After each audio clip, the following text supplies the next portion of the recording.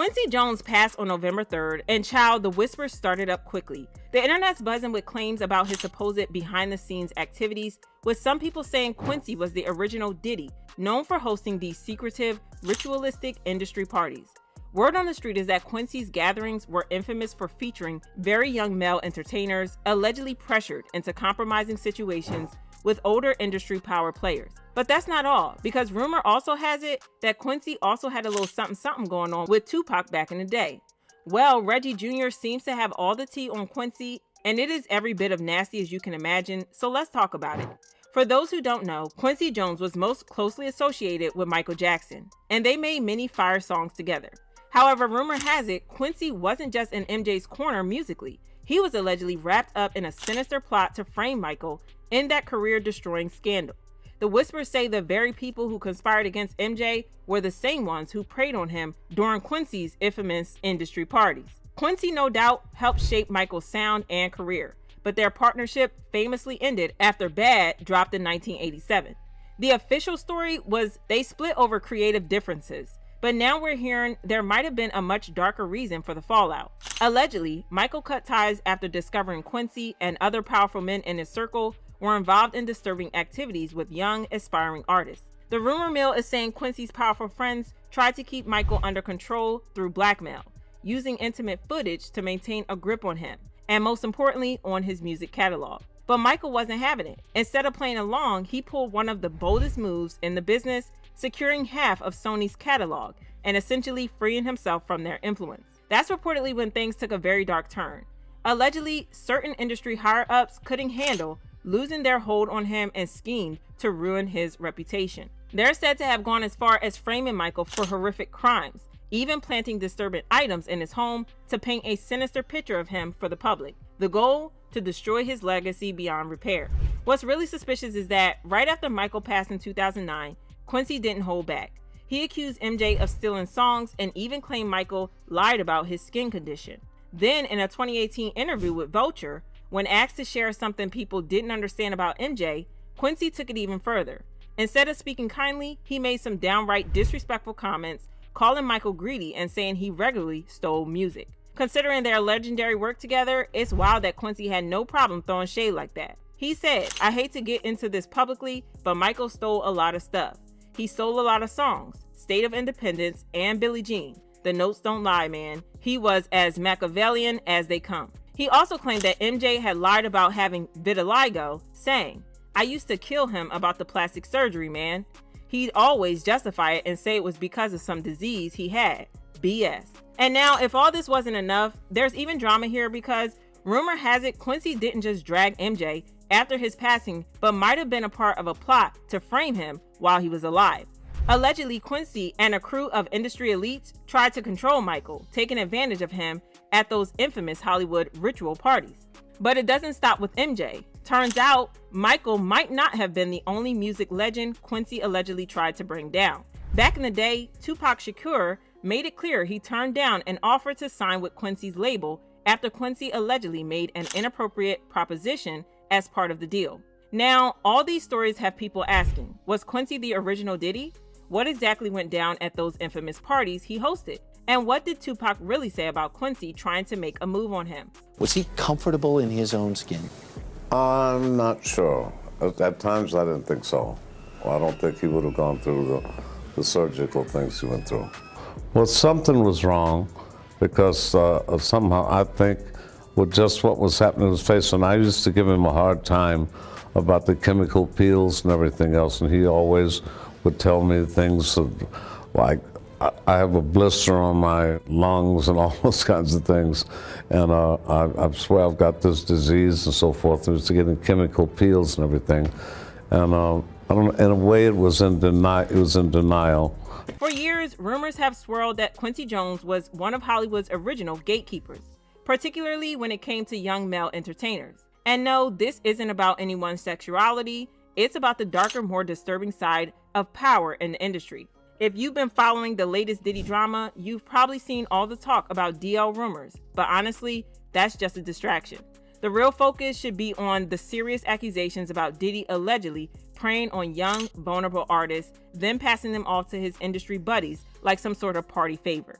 So where does Quincy fit into this? According to several insiders, Quincy might have been involved in similar activities, allegedly hosting exclusive parties for high-ranking industry figures where young male artists were pressured to perform for top executives. One name that keeps coming up in these stories is Will Smith. Will was introduced to Quincy at one of these infamous parties when he was around 19 or 20, and that meeting ended up being an important moment in his career. At that time, Will was in a serious financial crunch, owing nearly $3 million to the IRS. Things took a dramatic turn for Will when he ended up at one of Quincy's exclusive industry parties. It was there that Will crossed paths with Benny Medina, who was the one to pitch the idea for the Fresh Prince of Bel-Air to him. Quincy was instantly intrigued by the idea and saw a golden opportunity. He was so excited that he asked Will to audition right there at the party.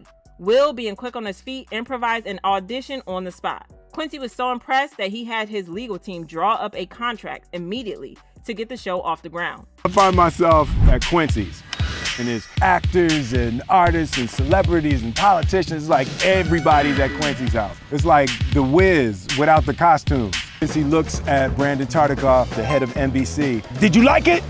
And Brandon said, yeah, I liked it. Quincy says, no, did you like it? And he's like, yeah, I liked it. He's like, good, you're his lawyer. Draw me up something right now. Damn, Quincy ordering other people's lawyers around. Here's where things get really sketchy. Over the years, there's been a lot of speculation about what actually went down during that infamous audition at Quincy's party. Some sources have suggested that Quincy might have asked for more than just a performance from Will. And it's not just fans online throwing out these rumors. Industry insiders like Professor Griff from Public Enemy have even backed up these claims. Griff didn't stop there. He went as far as to say that Quincy allegedly had people eliminated to keep them from spilling his secrets. When Tupac came to Hollywood, it was the homosexual ritual. This is where the homosexuals came out against it, but I didn't mind. I wasn't talking about homosexuals. I'm saying there's a homosexual ritual that they go through in the Illuminati secret societies, and it is. And read where Tupac said he was asked by Quincy Jones to f him in the ass. When Tupac said no, that's when Tupac was marked for death. Why? Because Tupac was engaged to Quincy Jones's daughter. Quincy Jones's daughter was best friend was Aaliyah. Aaliyah was engaged to Dame Dash. Now, if y'all follow these people back. But Professor Griff didn't leave it at that. He also claimed that Quincy established a network in Hollywood where young male entertainers were allegedly pressured into compromising encounters with powerful industry insiders.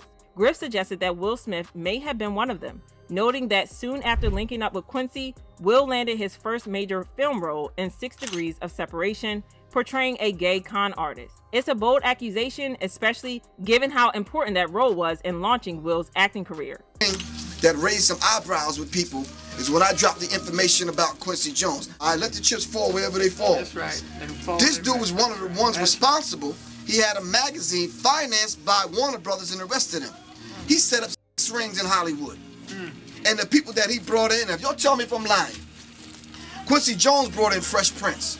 And his first movie was what? 6 Degrees of Separation. Brought in Queen Latifah. But if you thought that was intense, hold on, because what Quincy Jones allegedly attempted with Tupac Shakur is even more shocking. Word from various insiders is that Tupac was thinking about leaving Death Row Records to sign with Quincy's label just before his untimely death in 1996. But here's where it gets truly dark. The story goes that as Tupac was considering the move, he was hit with an indecent proposal tied to one of Quincy's notorious ritual parties. Allegedly, Tupac was so unsettled by this offer that he walked away from the deal entirely. Apparently, this account came straight from Tupac himself during his lost interview with Angie Martinez for Vibe magazine. While only a few snippets of this interview have leaked online, a large portion is mysteriously missing. This wasn't just a quick chat either. The interview lasted over 2 hours, yet Angie Martinez only aired about 12 minutes, with the rest never seeing the light of day. When Billboard later asked her why she didn't release the full interview, Angie said it was to avoid stirring up the East Coast versus West Coast beef, which was already dangerously intense at the time. But that explanation didn't fully add up, since it's unlikely the entire 2-hour conversation revolved around the feud. People couldn't help but wonder what else was discussed and why the remaining footage was kept under wraps. This left fans speculating whether Tupac had actually shared details with Angie about Quincy Jones's alleged indecent proposal. According to some industry sources, Tupac made jaw-dropping accusations about Quincy and Diddy during that interview. These claims were reportedly so shocking that the two of them made sure any mention of it was completely wiped from the internet. But it gets even messier. Years after Tupac's death, a portion of the interview with Angie Martinez reportedly resurfaced online, allegedly backing up those unsettling rumors about Diddy and Quincy. But don't bother trying to find it now. It was quickly erased from the web and is almost impossible to locate. But if you still don't believe, well, Reggie Jr. also claimed that he knows that Quincy allegedly wanted to bend Tupac over and take him to Pound Town. Now, I don't know if you remember this. We asked Mo Preem Shakur, about this audio. I don't know if you ever heard this audio a long time ago with Tupac. I can't find it nowhere now. But he was pretty much saying, I don't know if it was a Clive Davis or one of those guys. It was Quincy Jones. Quincy Jones, right? Oh, yeah. Quincy Jones wanted to, ass. He offered Tupac in the ass, uncensored over here. Do you ever hear anything about that? Well, that was the reason that Tupac met Kadada. Right. One of the daughters took offense to it. Yep. And was mad about that. His other daughter. And Pac went to apologize for saying that to him. And he didn't realize that it wasn't Kadada. It was another daughter that had responded to him about that. And Pac went to man up and apologized for making that statement about Quincy. Now, Quincy was there. Quincy, Will and Tevin Campbell and all of that, for people that's not from the 90s, those allegations was out there about Quincy. Child, this is a hot mess, but I want to know how you guys feel about Quincy being exposed for allegedly being a creep. Then check out this next video.